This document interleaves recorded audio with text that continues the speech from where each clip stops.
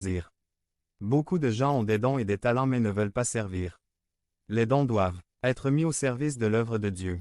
Une personne bien formée et bien informée qui ne veut pas servir n'est rien d'autre qu'une nuisance bien informée. 7. Ne pas bavarder sur le travail des autres. V14 Faites tout sans murmurer. Ration et conflit, une équipe réussira lorsque, au lieu de chaque membre étant un bavard, ils deviendront un complément. 363. 8. Faire une différence pour les autres. V15 Afin que vous soyez irréprochables et innocents, des enfants de Dieu irréprochables au milieu d'une génération mauvaise et perverse, parmi laquelle vous brillez comme des lumières dans le monde. Le monde empire chaque jour, nous agissons de manière égoïste, sans amour ou sans humilité mais cela n'est pas une excuse pour qu'un chrétien agisse de la même manière. 9. S'accrocher à la parole de Dieu.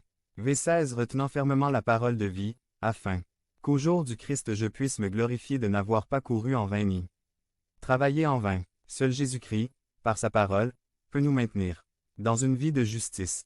10. Ne pas rechercher uniquement un bénéfice personnel. V20 à 21 Car je n'ai personne du même avis, et qui s'intéresse si sincèrement à vous. Car chacun cherche ce qui lui est propre, et non ce qui appartient au Christ Jésus. Pour que le travail d'unité fonctionne parfaitement, il est nécessaire de se débarrasser de tout égoïsme.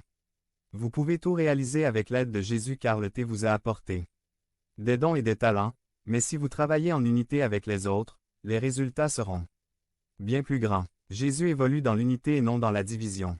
Devenez membre de la chaîne et soyez un instrument de la parole de Dieu. Ne manquez pas cette opportunité d'avoir un impact sur des vies. Cliquez maintenant sur le lien dans la description et aidez-nous à diffuser la parole de Dieu.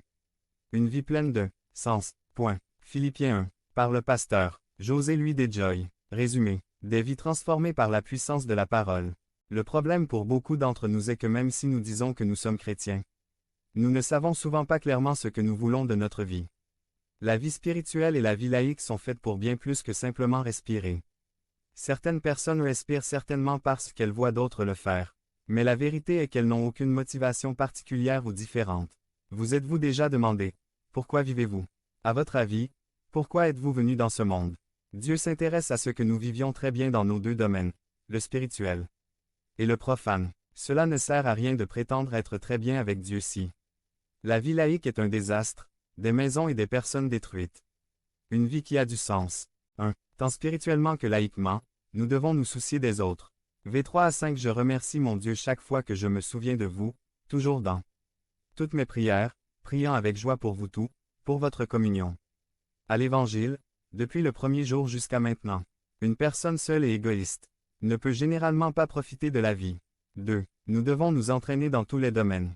V9 Et je demande ceci dans la prière, afin que votre amour abonde toujours plus en science et en toute connaissance. Nombreux sont ceux qui considèrent que la préparation profane va à l'encontre du spirituel. Plus nous sommes préparés, mieux nous pouvons servir Jésus, mais notre formation laïque ne peut exclure l'intervention du Saint-Esprit dans nos vies. 3. Tout ce qui nous arrive est pour le bien. V12 Je veux que vous sachiez, frères, que les choses qui me sont arrivées ont profité au progrès de l'Évangile. Pour une personne qui réussit, les problèmes ne sont rien de plus que des opportunités de s'améliorer. 4. Les souffrances servent à stimuler les découragés. V14 Toujours dans toutes mes prières, je prie avec joie pour vous tout cela dépend de vous si vous utilisez les problèmes comme une catapulte ou comme un obstacle pour avancer. 5. Ayez un objectif clair. V15 Certains, en effet, prêchent Christ par envie et par dispute, mais d'autres de bonne volonté.